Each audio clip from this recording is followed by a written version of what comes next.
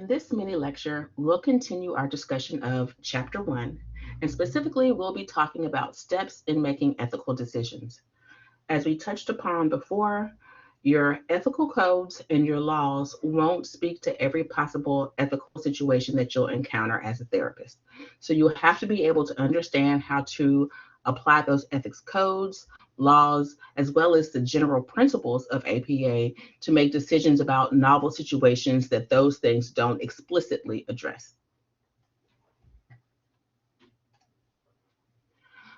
So the first thing to keep in mind when attempting to make an ethical decision is to involve your clients.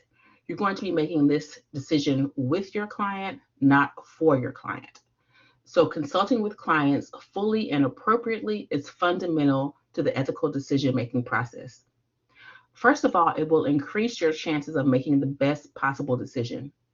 This decision will impact your client. You're going to need their input. You're going to want their perspective on making this decision, and that will help you make the best possible decision. It can also have important therapeutic benefits. So including your client in this conversation and this decision can help build the relationship. It's going to build trust in your relationship. It's going to engage your client in the clinical process. So there are lots of benefits from including them. And also that collaboration will empower your client. It will let them know that they're going to be an active part in their treatment process. It's not just going to be you making decisions for them or telling them what to do.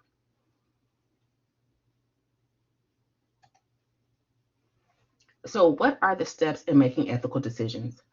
Now, this particular model that we're going to be discussing is developed by your authors, but there are several different ethical decision-making processes that you can look into, but they have very many elements in common. So we're going to be discussing your author's model of ethical decision-making today. The first step is to identify the problem or dilemma. Make sure that you can clearly articulate what the problem is and you understand what the problem is. You're going to want to gather all information that sheds light on the issue. So this can be your client intake forms, it can be your client history, it can be your notes from therapy, it can be your legal and ethical code. You're going to gather all the information that can give input or give some light onto this issue. Then you're going to want to clarify whether the issue is ethical, legal, clinical, professional, moral, or a combination. So is it an ethical issue? Does it involve your ethical codes of your professional organization? Is it a legal issue?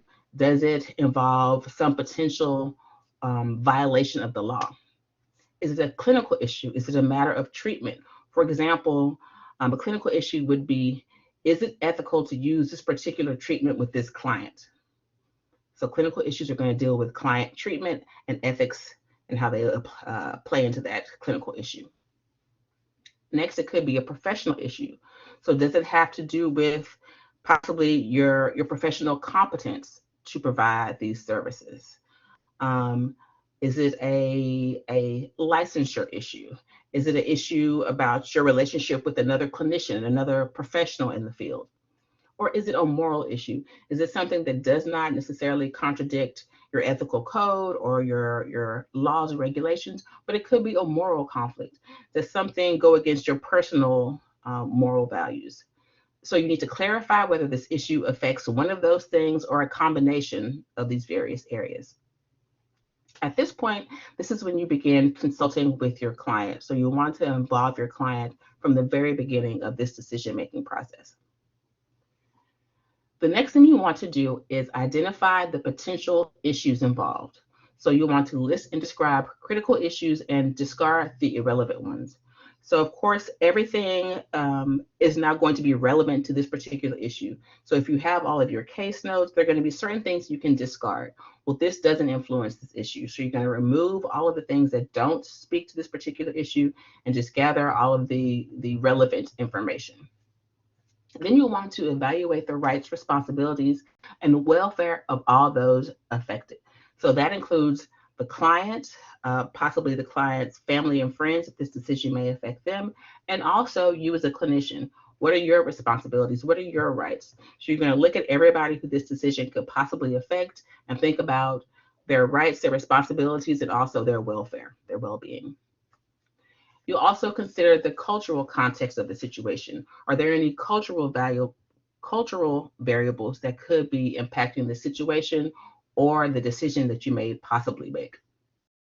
So, for example, in class, you mentioned the idea of confidentiality. Maybe the client feels more comfortable having a relative in the room with them during their sessions. Well, is that an ethical dilemma? Possibly. We're supposed to respect confidentiality, but your client feels more comfortable having a relative in the room. So, this could be a cultural issue that you may want to investigate and think about how culture plays into the client's decision or client's preference to have somebody in the room during their therapy sessions. Next, you'll want to consider the moral principles or the general principles of APA. Those are the things we've touched upon, like non-maleficence, justice, respect for autonomy and the rights of others. So you think about all those general moral principles and how they may play into this ethical situation.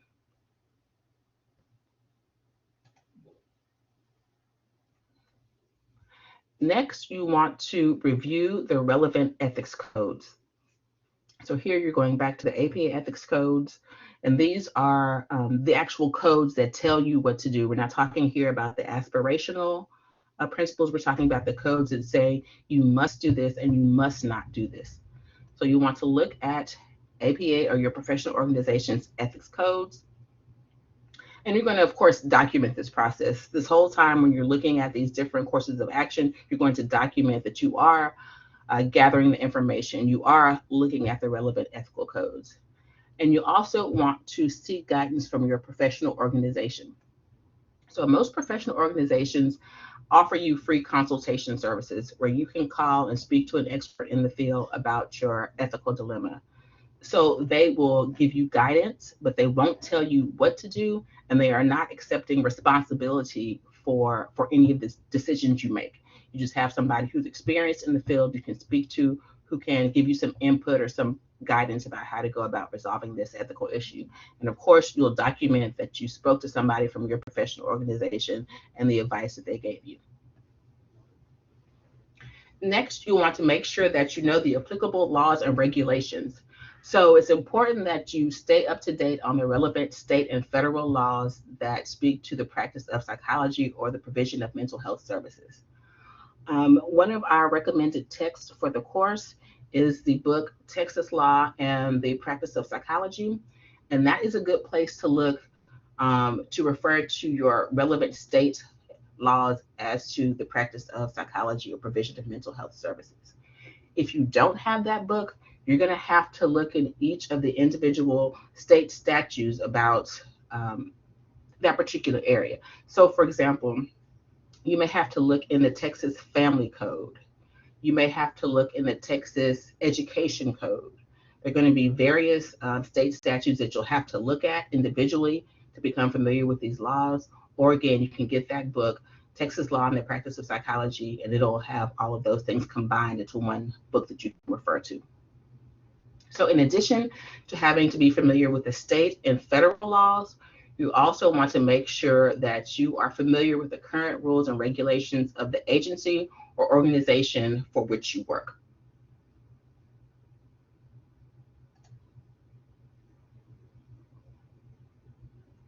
Next, you're going to obtain consultation. You'll want to make sure that you consult with several trusted colleagues. Don't consult with just one colleague or just one person who you know shares your views. You want to make sure that you're consulting with several trusted colleagues who have different points of view and who can bring different angles to the issue. If there's a legal issue at hand, make sure that you're seeking legal counsel. You want to speak to a lawyer who is familiar with the laws that govern this issue. You don't want to just consult with colleagues who are not lawyers.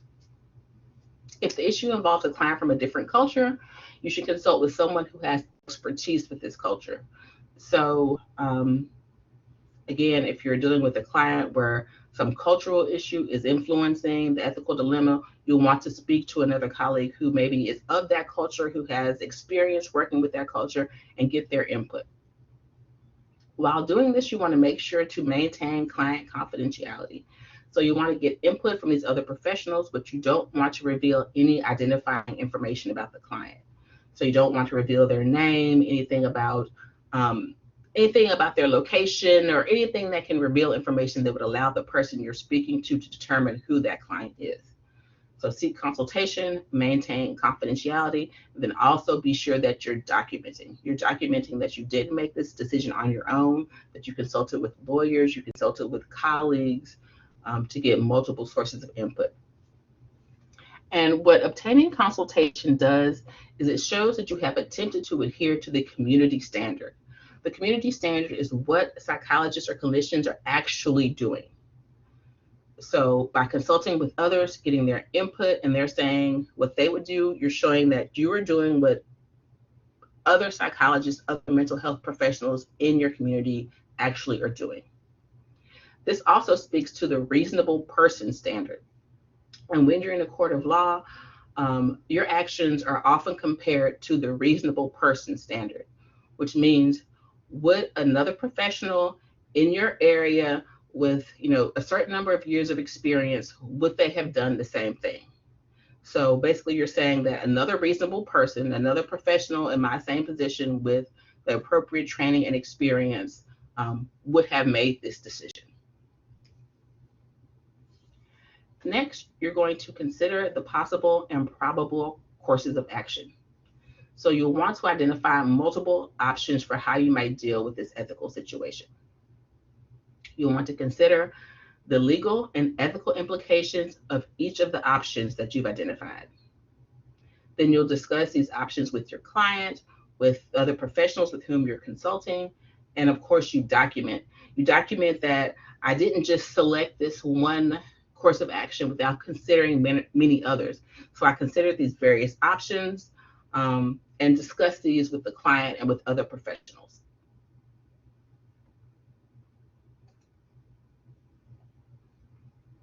Next, you'll want to enumerate and consider the consequences of various decisions.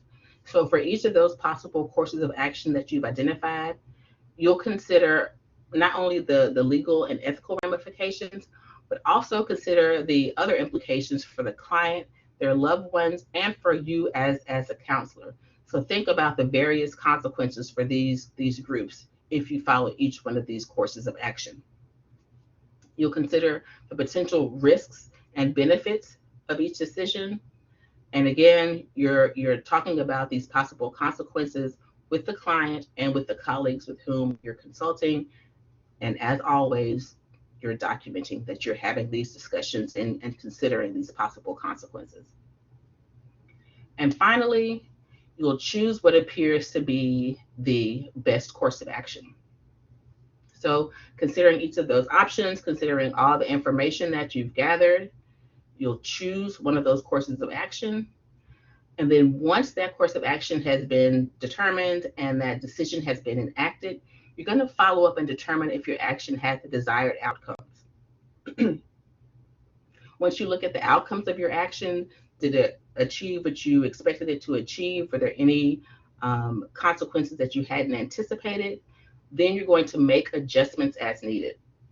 So once you've chosen a particular course of action, if at some point you see that the consequences are not what you had anticipated or you get new information, then you should go back and adjust your plan and make any changes that are needed. All the while discussing this with your client, discussing it with colleagues, and documenting the steps that you've taken. So hopefully these steps took away some of the mystery surrounding ethical decisions or ethical decisions and took away some of any fear or trepidation that you might have been feeling about this process. So are the decisions you make always going to be correct? Not always. But if you engage in this process, you increase your chances of making the best possible decision. And you also protect yourself by saying, I didn't arrive at this decision randomly. I didn't make this decision on my own. I gathered all the relevant information. I identified the issue. I consulted with the client and with colleagues. I looked at the ethical codes. I looked at the laws. I looked at the general principles of my professional organization. I considered the various possible decisions and the consequences of those decisions. I chose the best possible decision in consultation with my client and colleagues. And then once I made and enacted that decision, I evaluated that decision and made any necessary changes in order to make whatever decision I made most beneficial to the client and least likely to harm the client.